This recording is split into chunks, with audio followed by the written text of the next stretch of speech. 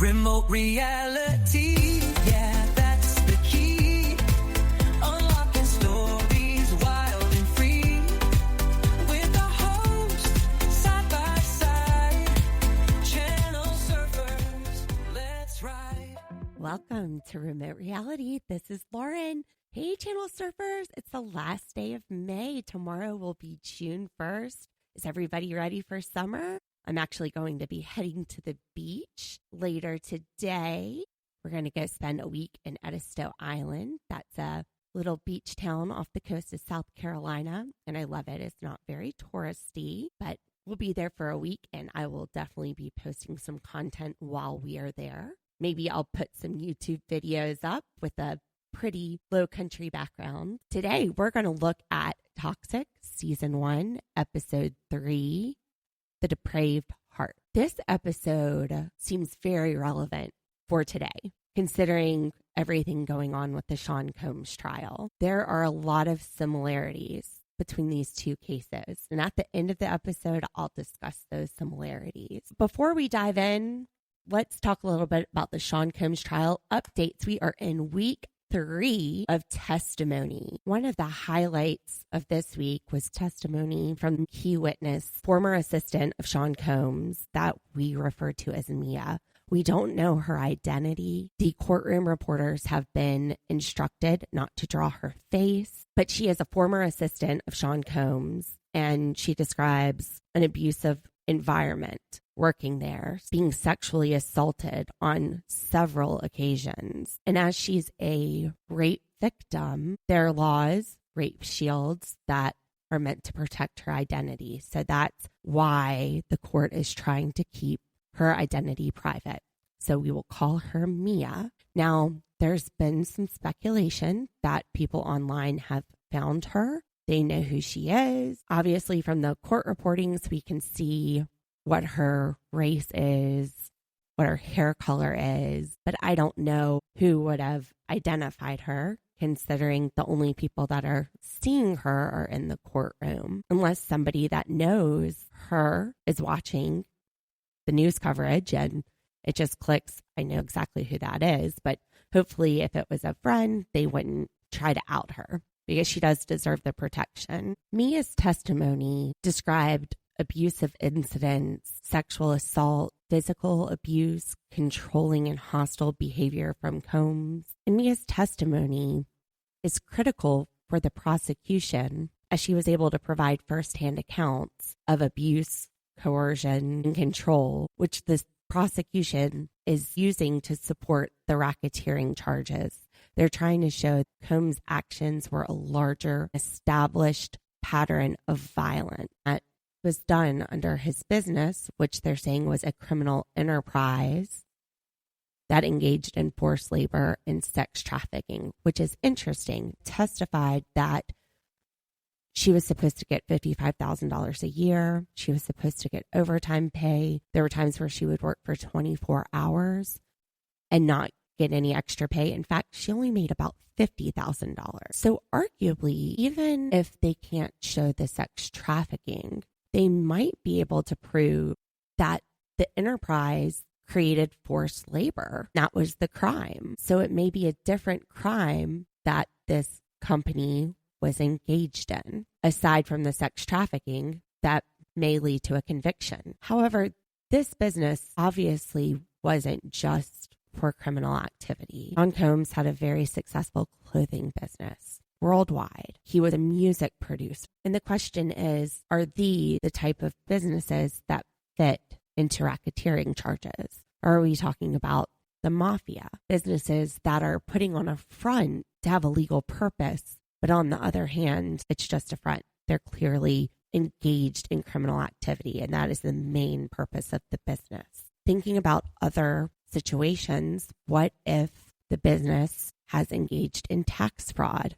You've got a business, they didn't file their taxes correctly. Does that become a racketeering charge? Or if you have a business owner embezzling from the business, there are different situations where you might imagine a crime occurring within a business, but does that have to be the main purpose of the business? Or is just a crime occurring within the business enough. With racketeering, you can have a legitimate business that also commits legal acts. So obviously, Sean Combs would have had legitimate business purposes as a producer, as a clothing designer. But if he's also using that business through illegal means or using that business to engage in criminal activities, even if it's a lawful business, it can be part of a racketeering scheme. For example, you might have a company that is legitimate, but they are engaging in money laundering or fraudulent financial patterns. Maybe they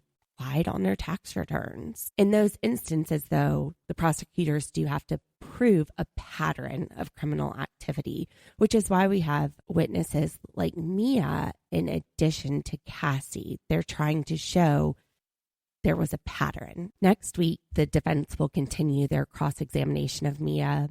They are trying to blur the lines by talking about social media posts or birthday presents that she gave to Sean Combs. And they're really ignoring the complexity of abuse and psychological abuse. Mia could have been doing nice acts for Sean Combs to try to lessen the abuse with hopes that she was pleasing him and he wouldn't continue to treat her the way that he does. Now, another interesting part of the news about this trial is that Trump has been asked if he would pardon Combs, and he said he would certainly look at the fact. Pardons can be done at any time after the charges are brought. They could be done now and save the taxpayers all of the money that's being spent on this trial if that's the intent. The president was friends with Sean Combs. It's hard to believe he might not know the allegations in this case, but I guess he's got a lot going on. So that response could just be, let me talk to my advisors, let me look into it. I'm not real sure what's going on. Or it could be that he believes Sean Combs is innocent until proven guilty. We don't know. It was just a very vague answer. And it wasn't an outright no. It was an I'll look into it, which when you're kids, that's not usually a good thing. When your parents say maybe, that usually means no. But it's definitely something interesting to consider. Could Sean Combs receive a pardon? Time will tell. This week also had witnesses like Kid Cudi and Capricorn Clark. But remember, the government has to prove every element of this case beyond a reasonable doubt. And this week with the witnesses, we're starting to see the pieces come together, fall in place. Again, this is the prosecution presenting their case. The defense goes next. If they want to, they don't have to, because the burden is on the prosecution to prove every element of sex trafficking and racketeering beyond a reasonable doubt. So the defense could just say they haven't met their burden. But with these witnesses, they're showing fear, coercion, criminal activity, whether that's not paying employees or sexual assault allegations. And they're trying to show that theme of control through physical threat and psychological abuse. But there's still a lot longer to go in this trial. So we'll just hang in there and see what happens. There's still so much more testimony that will be coming from the government. We haven't even started to hear the defense's side of this.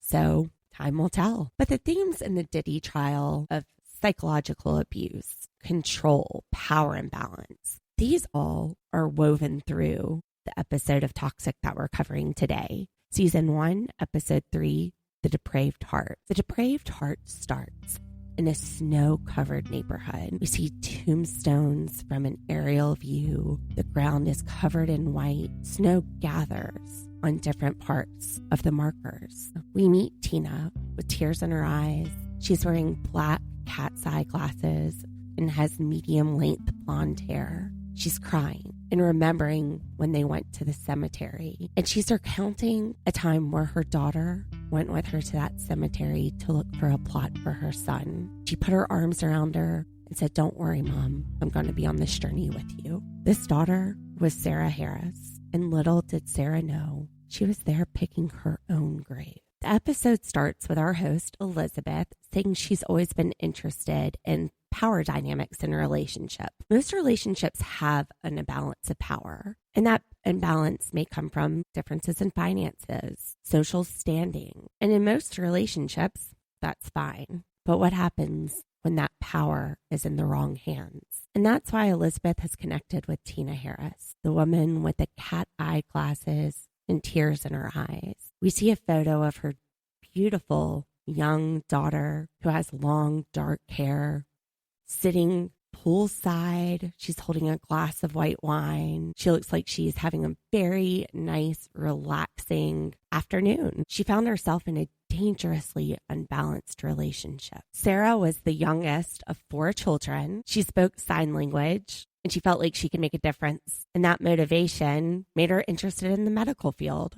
We see an Evolution Orgel Surgery About Us video with Dr. James Ryan. He appears to be a middle-aged dentist, and he's saying, we can help everybody, even if you don't have teeth. Sarah was one of those people that needed help. And in September of 2020, she went to go see James Ryan. Before the surgery, James Ryan asked, Sarah, do you know anybody that might want to come and work with me as an assistant for surgery? And of course, she's intrigued by the medical field. And she said, yeah, I would love that. The only thing is I don't have any experience. But that was not a problem for James Ryan. That was exactly what he was looking for, which that could be innocent. I know that when I've hired paralegals in the past, I do like people without experience because I can teach them everything from the ground up, show them how to do everything my way, especially when your professional license is on the line. You want them to learn from you how to engage a case. So I can see that as being an innocent request, but it's just kind of strange that he's asking this to his patient right before surgery. What made him think that she would know someone? It's not like she's a med school student. I don't know what would make James Ryan think Sarah would have a connection that might work for him. 3 months later, Dr. James Ryan sends Sarah a text message and says, come into the office early. I have a present for you for Christmas. Get here before everyone else does. And she receives a diamond necklace. Her mom says, is he trying to date you? Why are you getting a diamond necklace? And Sarah says, yeah, he's interested in me. Tina knows that Sarah's an adult. She needs to make her own decisions. So she tells her, just do whatever's in your heart, whatever you think is best. Which, Mom, there's already red flags here. He's her boss. This is her first job in a medical field. If things weren't to work out, he would be her only reference. And while age gaps are not inherently toxic or bad, they can show a power imbalance for somebody that has more life experience than the other. And sure, Sarah's in her early 20s. She's an adult, but I don't know that I would have taken the approach of just do whatever you think. I likely would have brought up all of these points on why it's a bad idea to date your boss. Sarah was learning so much from Dr. James Ryan. He was very good at what he did and an inspiration to her. By January of 2021, they were dating. Sarah's sister, Rachel, takes us through a very traumatic event in her life that happened just a few months after Sarah started dating Dr. James Ryan. In March of 2021, her fiance took his life in front of her, and her family rushed to Florida to be by her side, including Sarah and Dr. Ryan. Dr. Ryan said, you've experienced a horrible tragedy. He paid for the hotels, the rental cars. He had food sent to the hotel every evening for the family, and everybody thought this was so kind. And Dr. James Ryan saw that Rachel was really struggling from what she had seen and the anxiety of it, so he prescribed her an anxiety medication, and at the time, nobody questioned it. They were just thankful for the help. Dr. James Ryan flew them home first class, made sure there was a wheelchair waiting for Rachel to help out of the airport. And when she came back, he gave her a job to help her get back on her feet.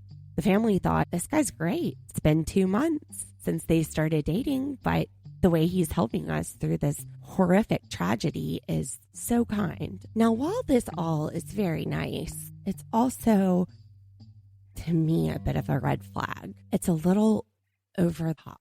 Sarah and James Ryan have been dating for 2 months, and we're doing first class tickets, hotels, food every night. It really is excessive and almost seems like love bombing. It would be one thing to say, let me get the family dinner for the night, but to pay for their hotels, all of their meals, first class tickets, it's like he wants them to be indebted to him and to remember how he acted during that time. It just seems like a red flag. It's a lot too much. It's way more than what is necessary, especially after 2 months. And this was James's introduction to Sarah's family. He was doing all this for people he didn't know. Really, he didn't even know Sarah at this point.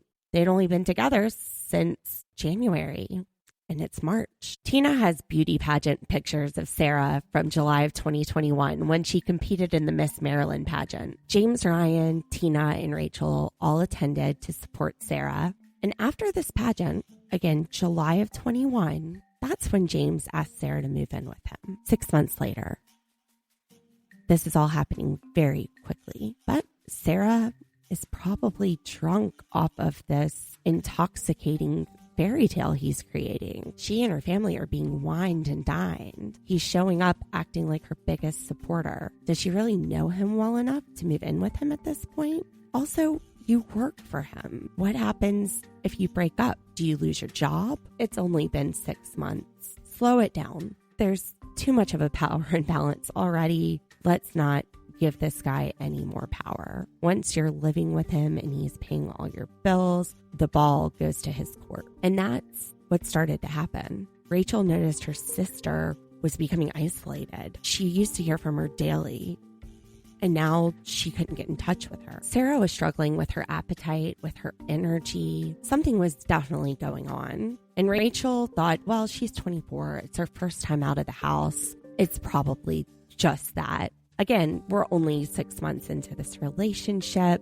Just a few months before, Prince Charming was flying them first class from Florida, taking care of everything they needed in one of their most desperate hours. It didn't cross her mind that it could be him. It must just be this recent change in her life. But then again, if you've moved out and you're with a boyfriend and you're this unhappy, it might be time to turn around and go back if you're not ready at 24 to leave mom and dad yet. Maybe her moving out was the reason for the change, but moving out didn't have a good impact. So come home, turn around and go home. Fast forward another 6 months, then it's January 2022. Tragedy strikes this family again. Sarah's older brother was in the ICU. The family has a history of heart problems, and the doctors called and told Tina, get here, he's not going to make it. And he didn't. When they came back from Montana, they started looking at different cemeteries. And we see that same aerial view of a snow-covered cemetery that we saw in the first part of the episode. Sarah and her mom, Tina, look at the cemeteries and find a spot.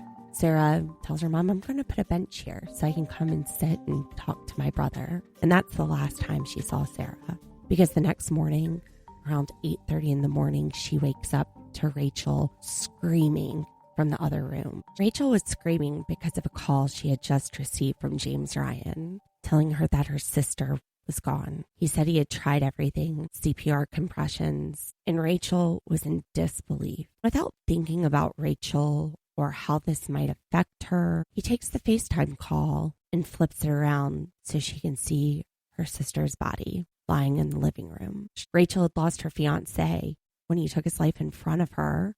She just lost a brother a few weeks ago, and the way you tell her that her sister's gone is flipping the camera around and showing her. I think doctors do see life and death a little bit differently. That's part of their education. That's part of their profession. But they still have empathy, or at least they should, to know that, this might not be the best time to break the news like this. So Tina walks in on this and just, don't let them take her out, Mom. I'm on my way over. And she rushes over there and Sarah's cold to the touch. So Tina says, what happened? And James Ryan's timeline is that at 6:30, he found Sarah unresponsive on the couch. He moved her to the floor. He started doing chest compressions for 30 minutes before he called the paramedics at 7. Why did it take so long for him to call paramedics? First responder 101 is you call for help and then you start life-saving measures. And this man is a doctor. What if a defibrillator is needed? The fact that he went 30 minutes doing CPR without calling for backup, something's not right here. From the moment James Ryan called 911, he started saying Sarah was taking drugs from his office and using them. The initial investigators at this scene thought this was an accidental overdose. Tina and Rachel had seen a whole different side to this. Back in October, Tina had gotten a call from Sarah, and Sarah was not being herself. She looked drugged. And she finds out that James Ryan has been administering medicine to her.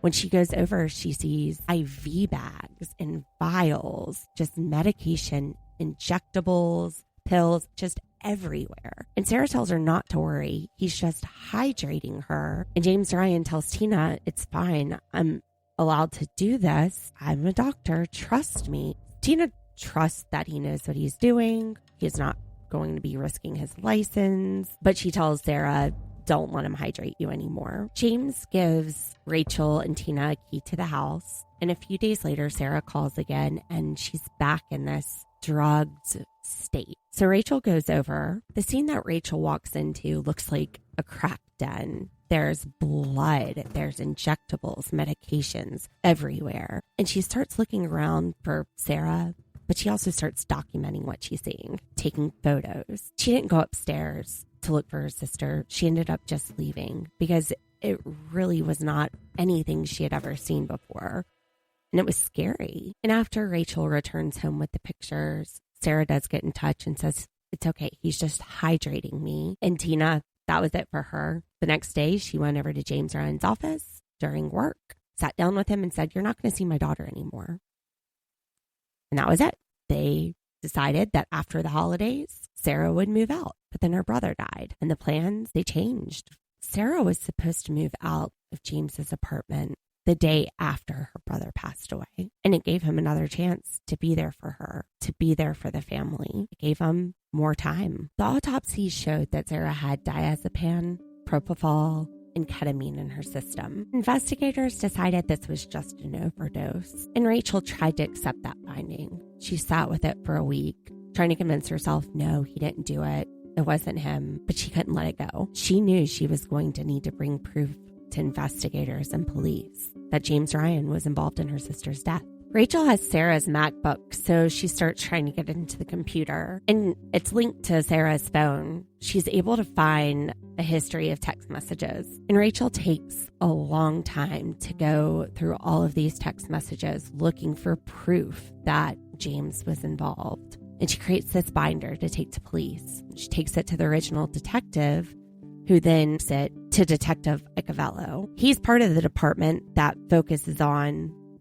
pharmaceutical drug, and his expertise was in targeting doctors who prescribed outside their limit. So the original investigation took the binder and put it in the right hands. Rachel did an amazing job with this binder. The text showed a clear path of how this happened. It started with Sarah not being able to sleep and James offering to help, and Sarah refusing that help, saying, I don't want to ask for anything. That makes me uncomfortable. And James encouraging her, you're not taking advantage. I'm really happy to help you, which is completely unethical. Doctors don't treat their family members. They shouldn't be treating their girlfriends. And these drugs were introduced very early in their relationship. They started dating in January of 21. This started in February 21. Before Rachel even lost her fiance. There's text messages where Sarah says, I don't know if this sounds good. Dr. James Ryan is saying, well, too late. It's done already. I've got it. So he's not respecting her boundaries either. She's saying, this makes me uncomfortable. I don't know about it. It doesn't sound good. Oh, no. He just keeps pushing forward, pushing her boundaries. September, October, November, the text messages between Sarah and Dr. James Ryan look like a shopping list. I need IV bags. I need tape. I need gauze. The symptoms that she was complaining of were all symptoms of the drugs that they found in her autopsy. She was no longer able to work. She was staying at home. In addition to medical supplies, Sarah's asking for more drugs. Is there more ketamine? These are dangerous drugs. And it gets to the point where every day there's text messages where James is taking drugs home from the office and giving them to Sarah. And he's the one who knows the long-term effects of these drugs and the consequences of these. But even though he knows that, he's still bringing of prescription drugs home for Sarah without regard to what might happen, or he knew what would happen. Because James Ryan had a practice where he worked with a lot of children, the investigators tried to get on this as soon as possible. And in the meantime, Tina has to play nice. She lets him come to the viewing. She listens to him talk about how Sarah's spirit is visiting him. Now he knows what he needs to do with his life. And within just weeks of the binder being given to the detective, James Ryan is arrested and charged with depraved heart murder. Now, depraved heart murder doesn't require the intent element that murder would. Murder would require malice aforethought, the intent to kill somebody and take their life, and a plan to do it. With the depraved heart murder charge, the state didn't have to show James Ryan wanted to kill Sarah. It just had to show that his actions were so reckless and had such a disregard for her life, and it resulted in her death. And that's where the doctor part comes in. As a doctor, he knows how these drugs work. He is trained at administering these. He knows the risks. Even if he's just trying to put her at ease, his position as a doctor holds him to a higher standard where this is reckless. This is not what you would do as a doctor, that these drugs would be administered in a clinical setting, not at your home. So this is absolutely reckless. He knew better and he didn't care. He just continued to take the actions. The prosecutor tells us that in Maryland, the depraved heart charge had never successfully been used in an overdose case. So while the family felt confident that James Ryan was responsible for their daughter, their sister, Sarah Harris's death, there's always a risk when you take it to a jury. And there's no pathway where this has worked before. It was definitely a time of uncertainty. So during trial, we see text messages where James Ryan is instructing Sarah on how to administer these drugs to herself, how to up the dosage, how to make it more potent by drinking grapefruit juice, which likely on that prescription bottle said, do not drink with grapefruit juice. Just a guess. Even to the point where he says, if you need to inject it, come get some stuff out of the trunk of my car. There's a reason that doctors do not treat family members or girlfriends. And even more innocently than this, what if something happens and the person doesn't make it? Let's say that you're doing a surgery where there's a chance of death and the person dies.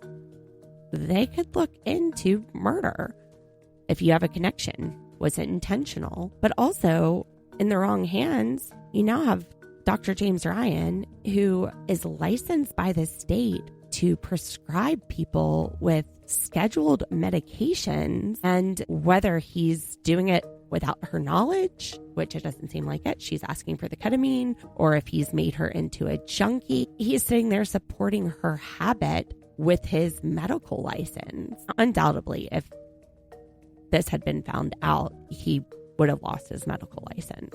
This is all extremely, extremely problematic. But the state's going to have to show that he knew this could result in death, which, just given the nature of the drug, it's a possibility. I'm not even a doctor, but I know Matthew Perry died from a ketamine overdose. And also the copious amounts of drugs that he was ordering. His patient list was getting smaller, but his drug orders were getting bigger. And these were just for Sarah, who isn't very big at all. He knew the risks. And the power dynamics were an important part of this case. James Ryan started out as Sarah's doctor. Then he became her boss. Then he became her boyfriend. There's a clear power imbalance, and this looks like he's grooming her, especially when James Ryan told Sarah's mom that he used to live close to the family. And he remembers seeing Sarah as a child and thinking that she was cute. Sarah would have been 14 at the time. He said he'd see her playing in the park, playing with her friends. And he went to the toy store that she worked in and just thought she was so beautiful. But he took his kids to the store she was working at. And she had no idea who he was. But as soon as she walked into the office, he knew exactly who she was. Now he's telling this to Tina during a trip to Key West where he's been heavily drinking. So this is really disturbing. Tina does tell Sarah, and Sarah just kind of just goes to the wayside. She doesn't do anything with information. She says it's gross, but she doesn't do anything with it. But she's in a tough place at that point. She works for this person. This person is a doctor. He's the person paying the bills because she lives with him. Even things that are creepy, like he was checking me out and stalking me when I was a kid, she's now starting to think of the repercussions because of the power imbalance. But what happens to my medical career if we break up? Sarah's family believes that by making her dependent on drugs, James Ryan was using that as a way to have control over her. If she was dependent on him, he was basically her dealer with a medical license to get her things she was addicted to that she needed, then it was going to be really hard for her to leave. We also find out that Sarah had died of an overdose before the day she actually died, and that James brought her back to life. And he did this without even calling 911, which may explain why it took him 30 minutes to call 911. Maybe he thought, oh, I can just bring her back. And it didn't work. He needed some time to clean up this scene. But that's even more depraved heart. She's already died and you brought her back once. The consequences were right there. This has killed her before, yet you continue to provide and encourage her drug use. The jury comes back and they find James Ryan guilty on all charges. Count 1, murder in the second degree. Count 2, involuntary manslaughter. Count 3, possession with intent to distribute. Guilty, guilty, guilty. And now we wait for the sentencing. What sentence will the judge impose on this doctor using his medical license to prescribe drugs to his much younger girlfriend who worked for him? Actually, he wasn't even prescribing them to her. He was stealing them from the office. He knew that if he prescribed, there would be a paper trail with his name all over it. So no, he was looting drugs and giving them to his girlfriend. During the sentencing, the judge says what really stood out to her is the person giving Sarah these drugs is the person that should have known the consequences of them, which is exactly what I was saying about him being a doctor. That's that reckless disregard. He knew the outcome or what the potential risks were. And he's sentenced to 45 years for second-degree murder. We're not told about what his other sentences are. Likely, they would run concurrently with his second-degree murder sentence, which would have been the highest one he got, which means that he's serving both of those sentences at the same time. Now, there's no parole, which means that he won't get any credits for good behavior. But usually the rule of thumb is that you serve about 85% of your sentence. So if it's a 45-year sentence, he's probably looking at 38 years and 3 months before he could be released. And that would be without parole. Parole would give you credits for earlier. Now, he also may have some time served credits if he was sitting in jail waiting for trial. Time spent in jail awaiting trial could go toward his sentence. I don't think that was the case. I think they said I don't think he was still working. But if he was bailed out, then he doesn't have any credits towards that time. So even though it's 45 years, realistically, probably looking at 38 years and 3 months. We end with Tina telling us that she's glad he'll be serving most of the rest of his life in jail and that she wants new laws that more closely monitor drugs that private doctors' offices are ordering. There's already rules in place, ethical rules. Doctors risk their license engaging in this kind of behavior. Look, I would think the vast majority of physicians are not abusing their power. So I don't know that a law would pass to have this oversight where the state is required to monitor the drugs that are coming in and out of a doctor's office, the legal drugs, and kind of determining if it's too much for their patient size. I don't know that something like that would be successful. Really, what we all should keep in mind are those power imbalances. As an attorney, ethically, you don't date your client because of those power imbalances. That can result in disciplinary action. I would think it would be very much the same for doctors. You see at universities, some have rules that students shouldn't date professors, even TAs, because when that person is in charge of your grade, or your job, or if it's your attorney, your freedom. A party with lesser power may feel pressure to agree to something that they wouldn't normally consent to. And that's exactly what we're seeing in this Sean Combs trial. As I was watching this, similarities between the two cases just kept standing out to me. Most obviously, Cassie and Sarah both worked for somebody and started dating them later. Sarah started working for James Ryan, and Cassie started recording with Sean Combs, and that relationship turned romantic. With Sarah, this was her first foray into the medical world. So if things didn't work out, would she lose her job? Would she lose her recommendation for another employer? There was a lot at risk. Similarly, with Sean Combs and Cassie Ventura, this was her first big gig. This is what put her on the map. So if she didn't keep him happy and do what he wanted, would she lose his support?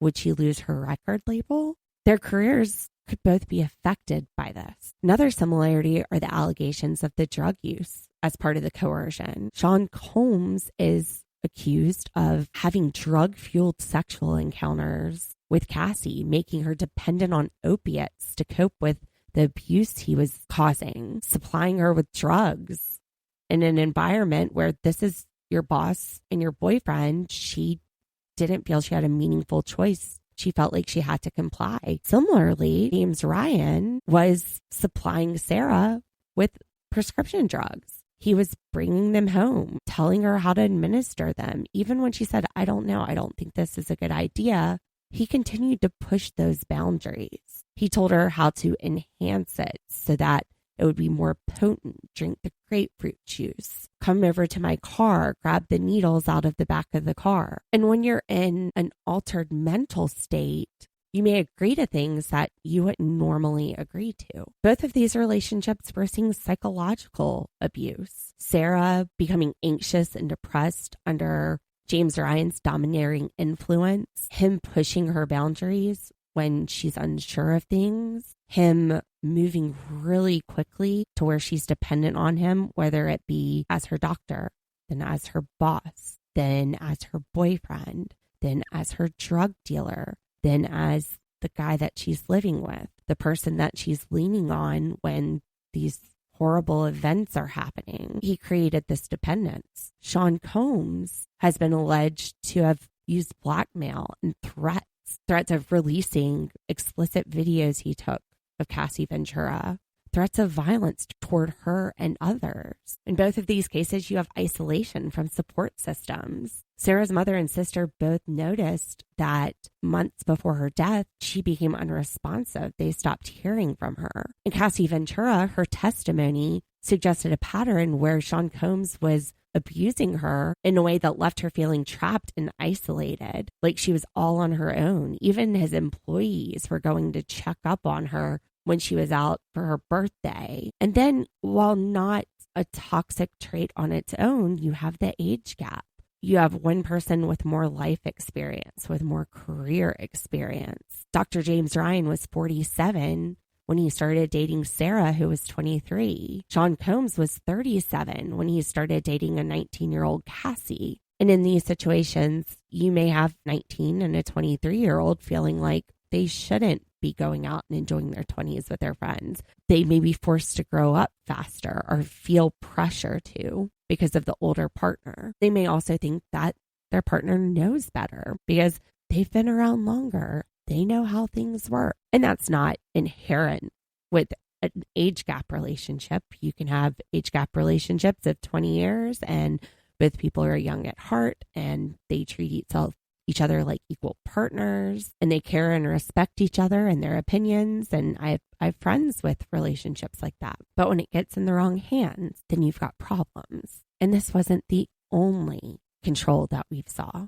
This was in addition to everything else. So I found it very easy to relate to what we've seen going on in the Combs trial when I saw this Depraved Heart, the murder of Sarah Harris, the pre-existing power dynamics, professional status, age, industry influence, manipulation, psychological abuse. These are both stark examples of how power imbalances can be exploited to create really unhealthy and dangerous relationships. So it was really hard to watch this without thinking about everything that's going on in the Combs trial. All right, channel surfers, if you enjoyed this episode, please give a 5-star review. Make sure you follow so any of the little extras that I might be dropping will pop up in your notifications. Again, we're going to be doing Saturday True Crime for the next few weeks, the Monday Sister Wives, and then the Tuesday Hunt for Love, sprinkled with little surprises in between the week when we're able to get those in. But those are the ones that you can count on. And they probably won't drop until the afternoons because those are the days that we'll be watching it and recording. We don't have the screeners. We just have to watch it when it comes out like everybody else. And it takes time to watch it and take notes and create content. It's so much fun. But we try to get it out as soon as possible, but it may not be until those evenings. And I try to get it out as fast as possible because I refuse to listen to other podcasts, look on social media.